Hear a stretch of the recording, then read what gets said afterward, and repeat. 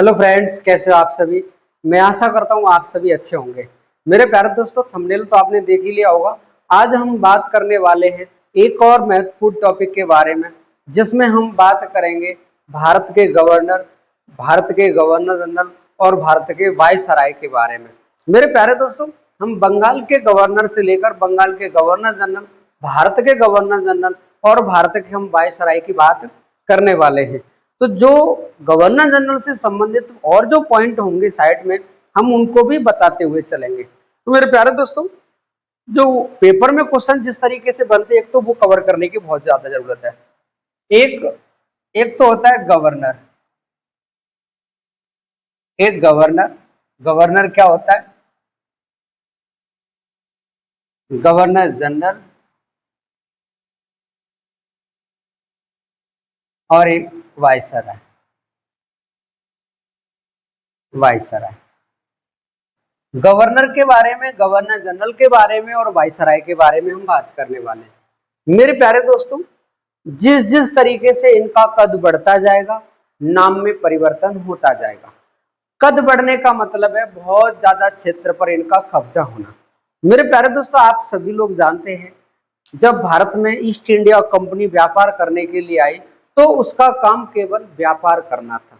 व्यापार के अलावा और कोई काम नहीं था। वो भारत में व्यापार के उद्देश्य से आई थी।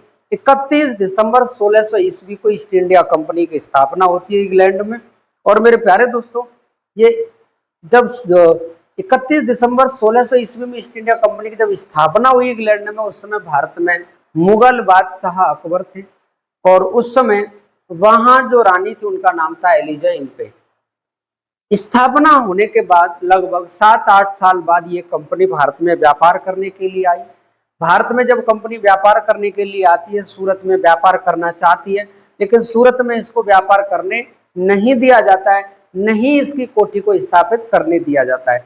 मेरे प्यारे दोस्तों, जब ये रूठे राठे, जब ये मायूस चेहरे वाले अंग्रेज, जब मेरे प्यारे दोस्तों ये मायूस चेहरा लेकर आगरा में जहांगीर के दरबार में आते हैं। मेरे प्यारे दोस्तों, एक और बात बता दें हम आपको, जिस समय कंपनी की स्थापना इंग्लैंड में हुई थी 1600 ईस्वी में, उस समय भारत में मुगल बादशाह अकबर था। और जिस समय ये कंपनी भारत आ रही है, कंपनी भारत आई 1608 ईस्वी में, उस समय मुगल बादशाह जहांगीर है। तो जब ये जहांगीर के दरबार में मायूस चेहरा लेकर के जाते हैं कि साहब, हमें भारत में एक कहीं फैक्ट्री खोलने की इजाजत दे दीजिए, ताकि हम और लोगों की तरह भारत में व्यापार कर सकें। मेरे प्यारे दोस्तों, जहांगीर ने इनको इजाजत दे दी, लेकिन जैसे इन्होंने फैक्ट्री बनाने की सोची, सूरत में पुर्तगालियों से इनका झगड़ा हो गया। नए नए आए थे, 1498 में पुर्तगाली भारत में आ चुके हैं, लेकिन ये अंग्रेज अभी 1608 में नए आए हैं। अब इन्हें डर था कि हम शुरू में व्यापार करने के लिए आए हैं, और अगर हम पुर्तगालियों से लड़ गए तो हम यहाँ की स्थिति कोई नहीं भाप पा रहे, हम यहाँ टिक नहीं पाएंगे, हम यहाँ से वापस जाना पड़ेगा। जो हमने पैसा खर्च किया है इतना, ये इतना बड़ा कंपनी बनाने में, कहीं ना कहीं ऐसा न हो कि विफल हो जाए। तो मेरे प्यारे दोस्तों, ये मायूस चेहरा लेकर के सूरत से चले जाते हैं मसूलीपट्टनम, जिसे मछलीपट्टनम कहते हैं, जो आंध्र प्रदेश में। ये 1608 ईस्वी में अपनी पहली फैक्ट्री मछलीपट्टनम में खोलते हैं, जो अस्थायी फैक्ट्री थी। उसके बाद में जब समय बीतता है, तो ये मेरे प्यारे दोस्तों 1613 ईस्वी में फिर दोबारा ये आते हैं सूरत में और अपनी फैक्ट्री खोलते हैं। तो इनकी स्थायी फैक्ट्री सूरत में खुल जाती है। धीमे धीमे मछलीपट्टनम, सूरत, हुगली, जगह जगह पर ये, हैदराबाद, कलकत्ता, सब जगह ये कब्जा करते हुए मेरे प्यारे दोस्तों, इन्होंने प्लासी का युद्ध लड़ा।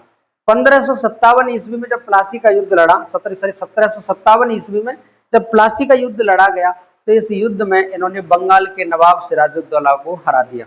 ये चालाकी से लड़ा गया युद्ध था, इसमें पूरा षड्यंत्र था, क्योंकि बंगाल के नवाब सिराजुद्दौला का जो सेनापति था मीर जाफर ने धोखा दिया, और धोखे की वजह से यहाँ पर सिराजुद्दौला कहीं ना कहीं बाद में मारा जाता है।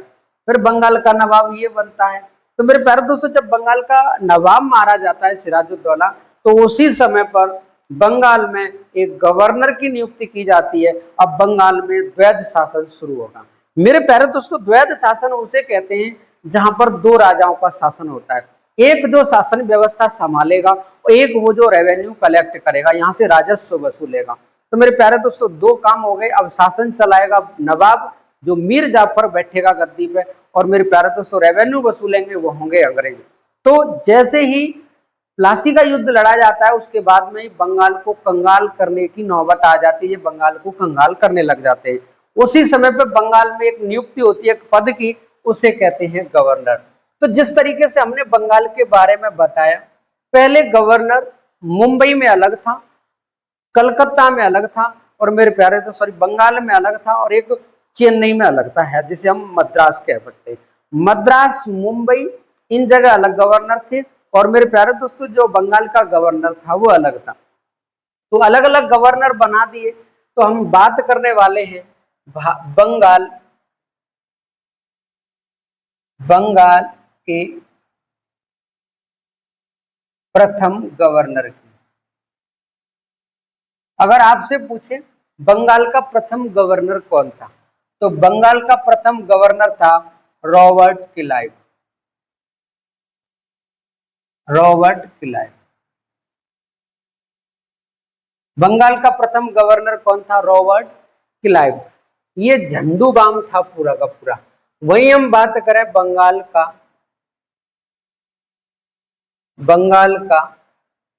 अंतिम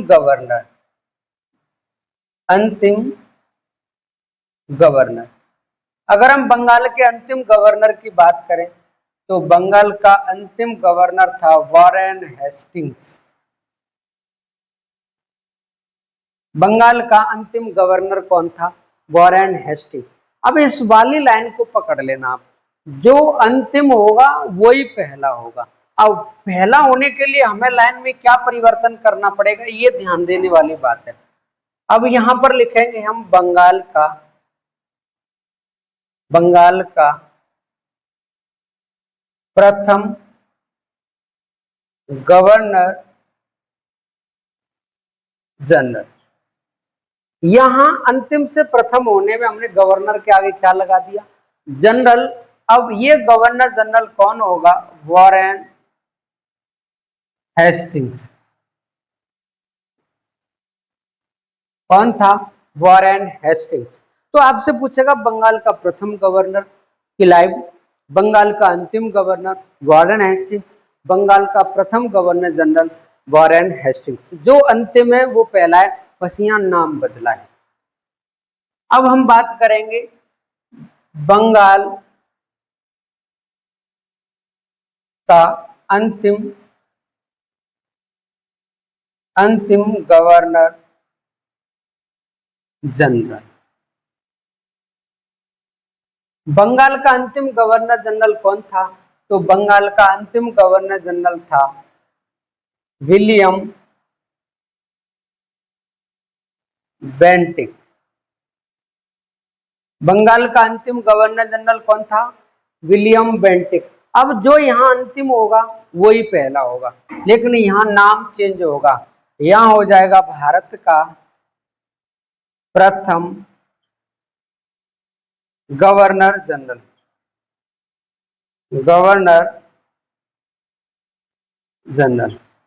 यहाँ भारत का प्रथम गवर्नर जनरल की बात आती है तो भारत का प्रथम गवर्नर जनरल होगा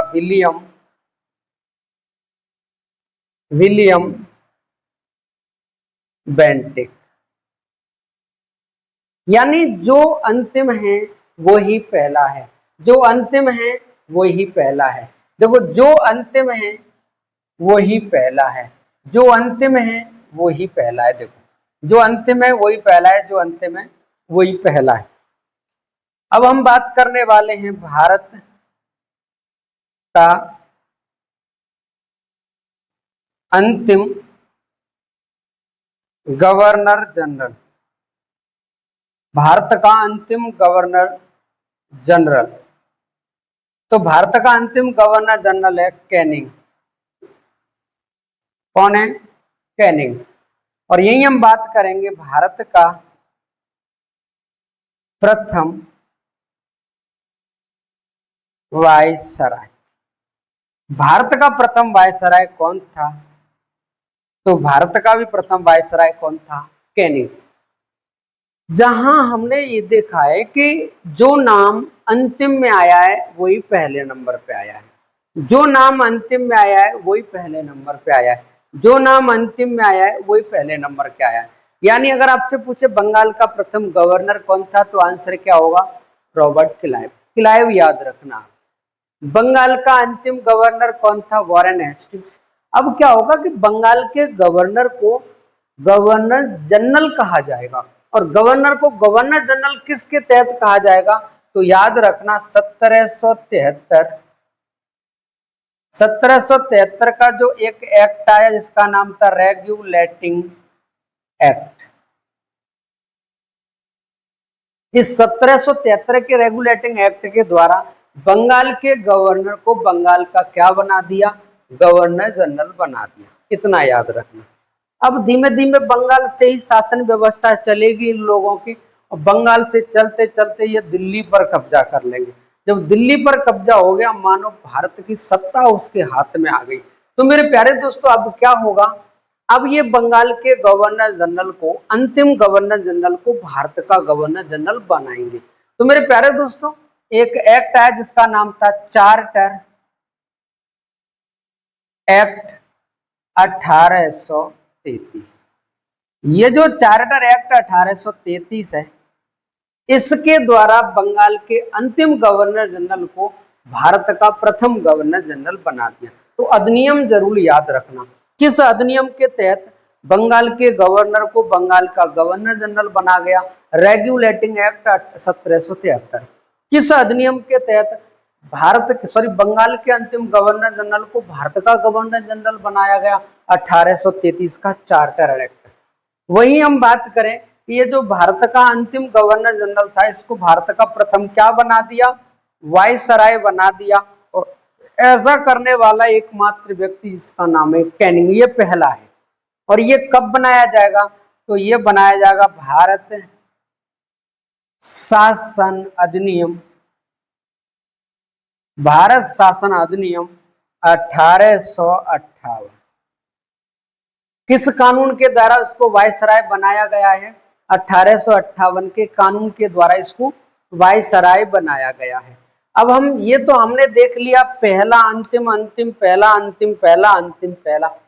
इसको नोट कर लो, पुलिस का पेपर है उसमें कहीं ना कहीं गवर्नर जनरल से एक क्वेश्चन पूछा जाएगा 100%। अब हम बात करने वाले हैं भारत के अंतिम गवर्नर जनरल की, और स्वतंत्र भारत के कौन से गवर्नर जनरल थे, पद में भी पूछा जा सकता है। तो मेरे प्यारे दोस्तों अगर हम बात करें भारत का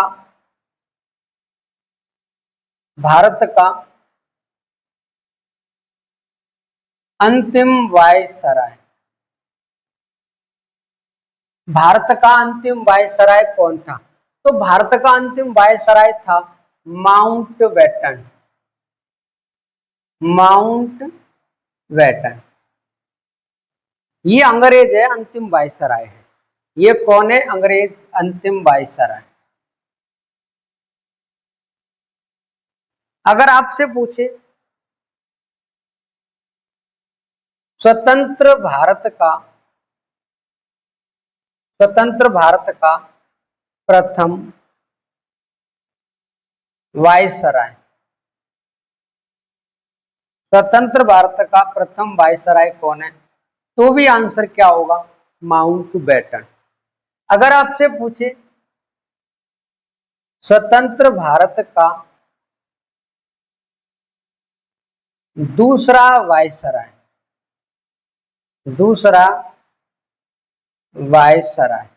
तो दूसरा वायसराय थे चक्रवर्ती राजगोपालाचारी।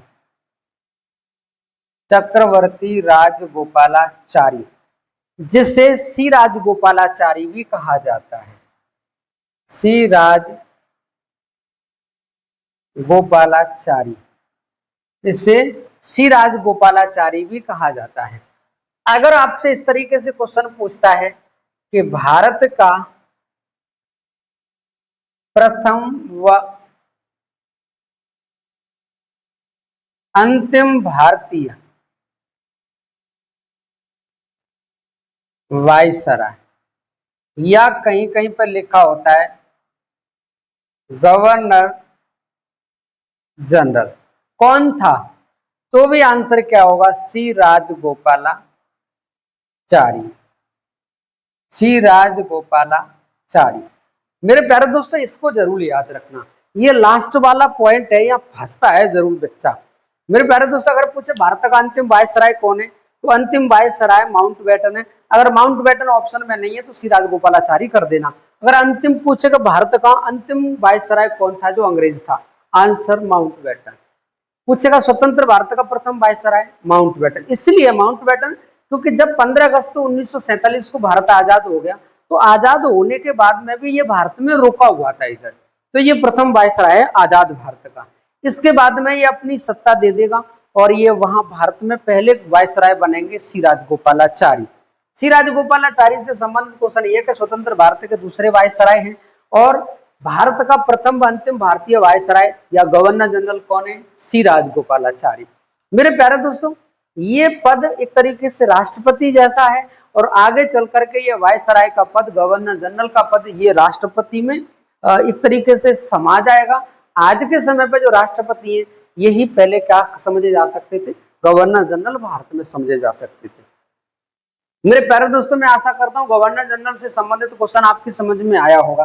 अब हम बात करेंगे कुछ और महत्वपूर्ण बिंदुओं के बारे में, जिसमें हम बात करेंगे दास प्रथा के अंत की, सती प्रथा के अंत की। मेरे प्यारे दोस्तों, 1829 ईस्वी में 1829 ईस्वी में सती प्रथा का अंत किया गया। सती प्रथा का अंत कर दिया। सती प्रथा का अंत कर दिया। अंत करने में दो व्यक्तियों की मेन भूमिका है। एक है विलियम बेंटिक। विलियम बेंटिक ये उस समय के गवर्नर जनरल हैं। Governor general. और दूसरे व्यक्ति हैं राजा राम मोहन राय। राजा राम मोहन राय ये उस समय के समाज सुधारक थे।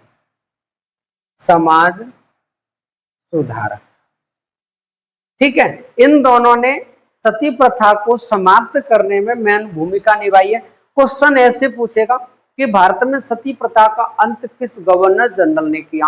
Answer William Bentinck. सती प्रथा का अंत करने में भारत के किस व्यक्ति की मेन भूमिका रही है? आंसर आएगा राजा राम मोहन राय। अब हम बात कर लें राजा राम मोहन राय की। मेरे प्यारे दोस्तों, राजा राम मोहन राय को राजा की उपाधि दी है अकबर सेकंड ने। किसने उपाधि दी है? अकबर सेकंड ने। क्वेश्चन आता है पेपर में, राजा राम मोहन राय को राजा की उपाधि किसने दी? अकबर सेकंड ने। और मेरे प्यारे दोस्त, अगर पूछेगा इसको राय की उपाधि किसने दी राजा राम मोहन राय को, तो आंसर लगा देना अकबर, सॉरी अंग्रेज। अब इनका वास्तविक जो नाम है, इनका वास्तविक जो नाम है वो है राम मोहन। इनका वास्तविक नाम क्या है? राम मोहन। यानी इनका वास्तविक नाम राम मोहन है। राजा की उपाधि अकबर सेकंड ने दी है, राय की उपाधि अंग्रेजों ने दी है, जब जाकर इसका नाम हुआ राजा राम मोहन राय। वैसे नाम था इसका राम मोहन। मेरे प्यारे दोस्तों, ये जो राजा राम मोहन राय हैं, ये ब्रिटेन गए थे। कहां पर? इंग्लैंड। और इंग्लैंड क्यों गए थे? इंग्लैंड ये गए थे अकबर सेकंड की पेंशन बढ़वाने के लिए। पेंशन बढ़वाने के लिए, अकबर सेकंड की पेंशन बढ़वाने के लिए गए, लेकिन ये कहा जाता है कि ये वहां से वापस नहीं लौटे। 1833 ईस्वी में इनका निधन हो गया। राजा राम मोहन राय का निधन कब हो गया? 1833 में। अगर आपसे पूछे इनकी समाधि, तो राजा राम मोहन राय की वर्तमान में समाधि ब्रिस्टल शहर में है। कहां पर है? ब्रिस्टल शहर में। और ब्रिस्टल शहर कहां पर है? लंदन, इंग्लैंड की राजधानी में। तो मेरे प्यारे दोस्तों, राजा राम मोहन राय बंगाल के रहने वाले हैं। विलियम बेंटिक की सहायता से यहाँ सती प्रथा का अंत हो रहा है। सती प्रथा तो आप जानते ही होंगे, जब कोई व्यक्ति खत्म होता है तो उसकी पत्नी उसके साथ सती हो जाती है, ऐसा कहा जाता है। लेकिन समाज की कुछ रीतियां ऐसी थी कि कोई अपनी इच्छा से सती नहीं हो रहा है, फिर भी इसमें जबरदस्ती सती कराया जाता था। तो जो जबरदस्ती वाला मैटर था उसको यहाँ समाप्त कर दिया गया था। मेरे प्यारे दोस्तों, राजा राम मोहन राय को राजा की उपाधि अकबर सेकंड ने दी, राय की उपाधि अंग्रेजों ने दी। इनका वास्तविक नाम राम मोहन है। ये इंग्लैंड गए थे अकबर सेकंड की पेंशन बढ़वाने के लिए, वहीं इनका 1833 में निधन हो गया और इनकी समाधि ब्रिस्टल शहर इंग्लैंड में है। अब वहीं हम आगे बात करेंगे एक और महत्वपूर्ण बिंदु की। 1833 ईस्वी में 1833 ईस्वी में ब्रिटिश संसद में एक कानून पास होता है जिसे कहते हैं चार्टर अधिनियम 1833। इस अधिनियम में यह कहा गया कि भाई भारत में आप लोग दास प्रथा खत्म करो। क्या कह दिया इधर? आप लोग भारत में दास प्रथा को क्या कर दो? खत्म कर दो, समाप्त कर दो। लेकिन जब बात दास प्रथा की आती है तो दास प्रथा का इतिहास तो जरूर देखा जाएगा। मेरे प्यारे दोस्तों, दिल्ली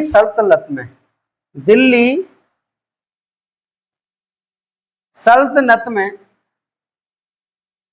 सबसे ज्यादा दासों की संख्या लगभग 1 लाख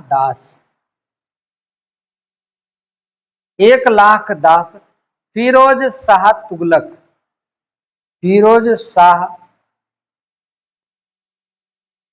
तुगलक के दरबार में थे। यानी फिरोज शाह तुगलक, जो तुगलक वंश का शासक है, जिसे दिल्ली सल्तनत का अकबर कहा जाता है, उसके शासन काल में उसके दरबार में कितने दास थे? 1 लाख दासों की संख्या थी।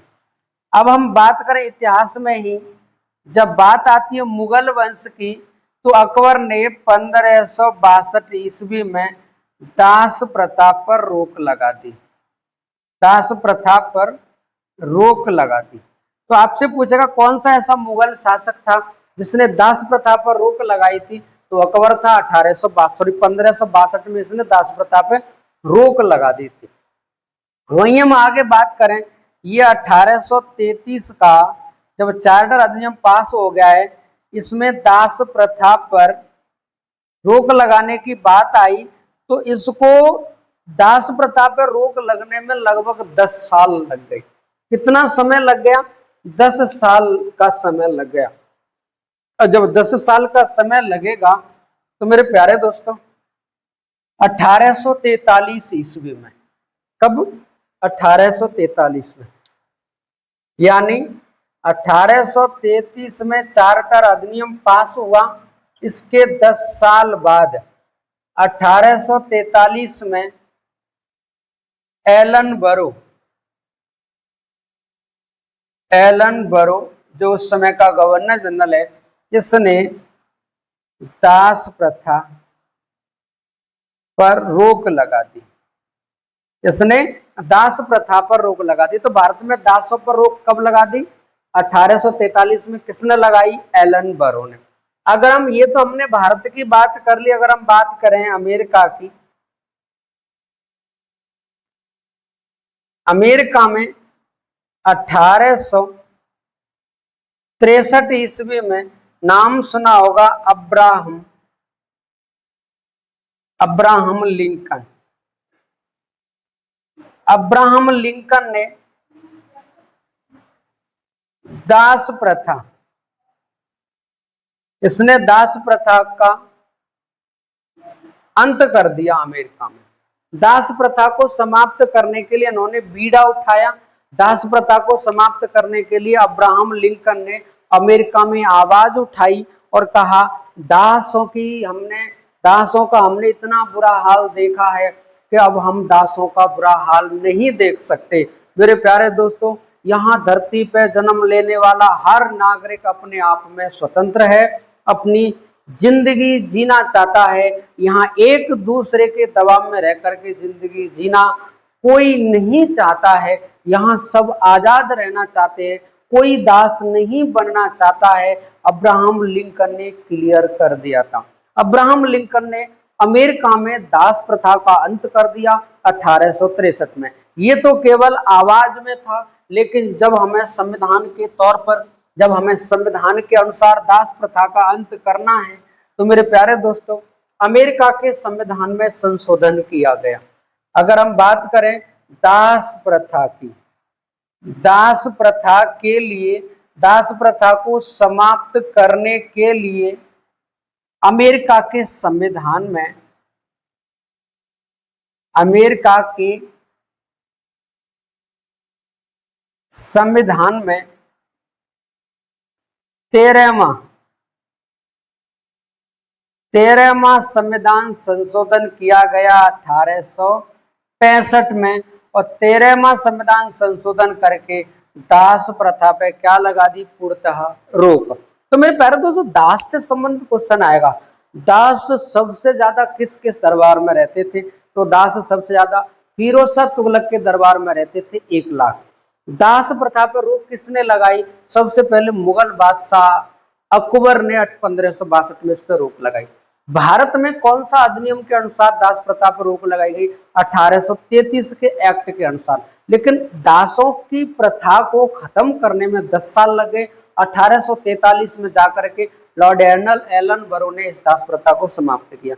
अब अगर हम बात करें अमेरिका की, तो अमेरिका में 1863 में अब्राहम लिंकन ने दास प्रथा का विरोध किया, और ये इसीलिए आगे चल करके 13वां संविधान संशोधन हुआ अमेरिका के संविधान में 1865 में दास प्रथा को पूरी तरह समाप्त कर दिया। आगे हम बात करने वाले हैं, जब सती होने से रोक लिया गया महिलाओं को, तो अब जब पुरुष खत्म होगा, तो पुरुष की मृत्यु होगी, तो अब महिलाएं सती नहीं होंगी। लेकिन सती नहीं होंगी तो विधवा तो होंगी, क्योंकि जब पति खत्म हो जाएगा तो वो सती न होकर के विधवा होंगी। अब तो मेरे प्यारे दोस्तों 1829 के बाद में जितनी भी महिलाओं के पति खत्म हो रहे थे, वो महिलाएं अब विधवा हो रही थी। अब मानो हमारे यहाँ पर बाल विवाह भी प्रचलन में था। जब कोई कम उम्र में शादी हो गई और लड़का किसी भी बीमारी से, किसी भी परिस्थिति में, किसी भी दिक्कत से अगर खत्म हो जाता है, तो एक नाबालिग लड़की का पूरा जीवन विधवा के रूप में जिएगी।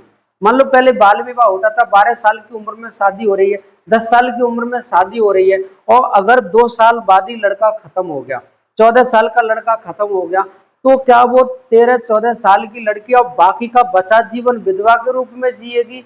ये मेरे प्यारे दोस्तों भारत में कई लोगों को बर्दाश्त नहीं था। लेकिन समाज की कुछ भावनाएं ऐसी थी जो आहत हो रही थी। समाज की कुछ भावनाएं आहत तो तब भी हुई जब भारत में सती प्रथा पर भी रोक लगाई गई। लेकिन मेरे प्यारे दोस्तों जो समाज की कुछ कुरीतियां हैं, समाज की कुछ बुराइयां हैं, उनको तो दूर करना बहुत जरूरी था। समाज में इतनी बुराइयां थी, उनको धीमे धीमे दूर किया गया। मेरे प्यारे दोस्तों समाज में बलि प्रथा भी चल रही थी, समाज में दास प्रथा भी चल रही थी, समाज में सती प्रथा भी चल रही थी।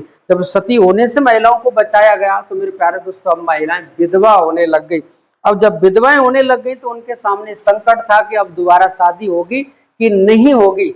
तो मेरे प्यारे दोस्तों 1856 ईस्वी में, 1829 के बाद में जो भी महिला विधवा हो रही थी, उनके लिए सबसे अच्छा अवसर 1856 में आया। 1856 में विधवा पुनर्विवाह,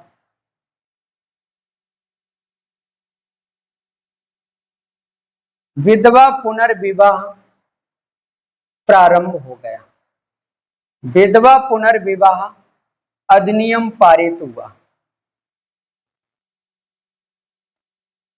आपसे अगर कोई पूछे कि विधवा पुनर्विवाह अधिनियम कब पारित हुआ, 1856 में।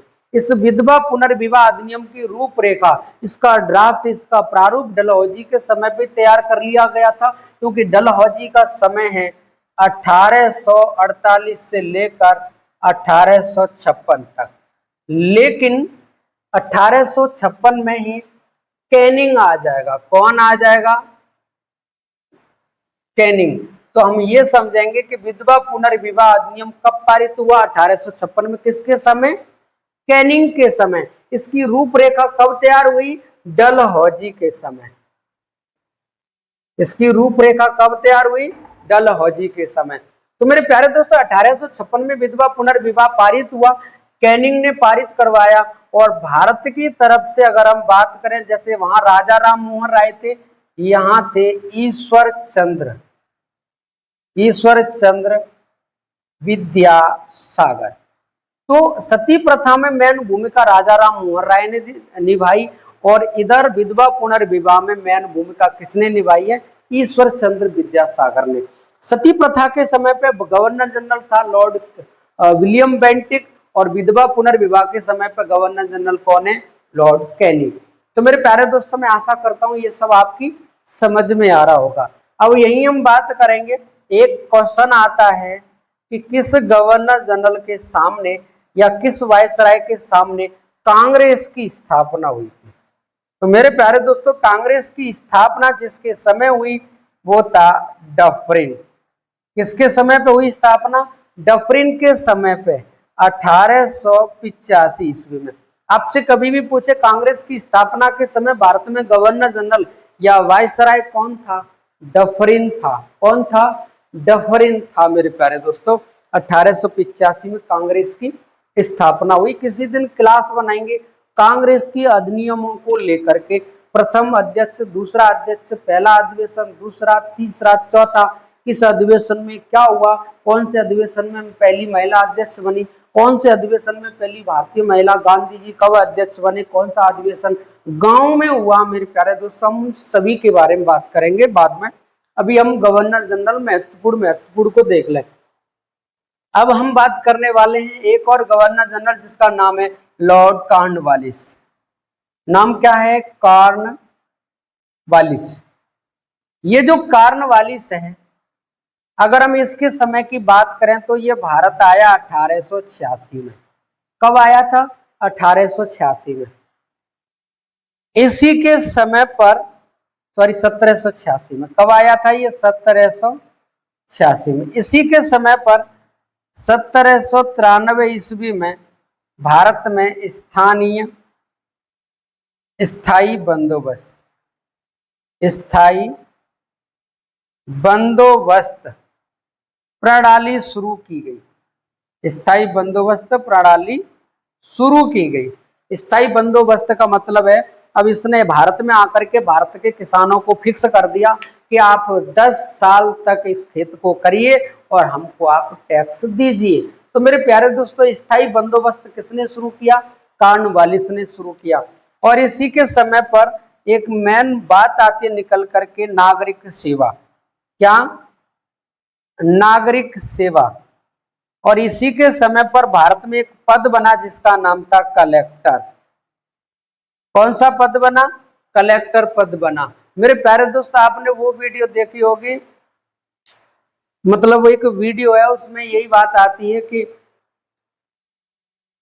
मतलब तुम कहीं कलेक्टर नहीं ना हो। तो जो तुम कहीं कलेक्टर नहीं ना हो, वो छोटी सी बच्ची जो बोलती है, तो वो कलेक्टर नहीं महिला के लिए है, ये पुरुष है, कलेक्टर है। और कलेक्टर होता है जो कलेक्ट करता है। कलेक्टर कौन होता है? जो कलेक्ट करता है। कलेक्ट क्या करेगा? रेवेन्यू कलेक्ट करेगा, राजस्व वसूलेगा। जिले लेवल पर एक कलेक्टर का पद बनाया गया, और जिले लेवल पर कलेक्टर का पद किसके समय पर बनाया गया? कॉर्नवालिस के समय पे। तो आपने अपने यहाँ पर सुना होगा कलेक्ट्रेट। तो ये जो कलेक्ट्रेट है, कलेक्ट्रेट में कलेक्टर बैठता है। ऐसा आईएएस अधिकारी जिसको रेवेन्यू कलेक्ट करने का अधिकार होता है, वो कलेक्टर होता है। मेरे प्यारे दोस्तों, अगर आपसे पूछे भारत में नागरिक सेवा का जनक किसे कहा जाता है, तो आंसर क्या होगा? कॉर्नवालिस होगा। क्या होगा? कॉर्नवालिस। नागरिक सेवा का जनक कॉर्नवालिस। भारत में स्थायी बंदोबस्त कॉर्नवालिस के समय पे। भारत में कलेक्टर का पद कॉर्नवालिस के समय पे। भारत में नागरिक सेवा का जनक कॉर्नवालिस। यही हम बात करेंगे। तो कॉर्नवालिस ने ही भारत में पुलिस सेवा की स्थापना की। भारत में पुलिस सेवा की स्थापना किसने की? यानी भारत में पुलिस की स्थापना किसने की? तो भारत में पुलिस की स्थापना कॉर्नवालिस ने की। मेरे प्यारे दोस्तों, अगर आपसे पूछे भारत आजाद हुआ उस समय भारत में गवर्नर जनरल कौन था? माउंटबेटन था। आपसे अगर क्वेश्चन पूछा है कि भारत में पहली बार आम चुनाव जो 1937 में हुए थे उस समय वायसराय कौन था? तो मेरे प्यारे दोस्तों उस समय वायसराय था जिसका नाम था लिनलिथगो। कौन था? लिनलिथगो। लिनलिथगो। लिनलिथगो 1936 से लेकर के 43 तक भारत के वायसराय रहे हैं। तो इन्हीं के समय पर पहली बार 1937 में आम चुनाव हुए, उस समय गवर्नर जनरल पूछा जाता है। तो मेरे प्यारे दोस्तों ये गवर्नर जनरल से संबंधित ये कुछ छोटी शॉर्ट क्लास बनाई है। किसी दिन बड़ी क्लास हर गवर्नर जनरल के बारे में बनाएंगे। तो आज की क्लास कैसी लगी? अगर क्लास अच्छी लगी है तो अपने दोस्तों में शेयर करो, वीडियो को लाइक करो और चैनल को सब्सक्राइब करो। जय हिंद, जय भारत मेरे प्यारे दोस्तों।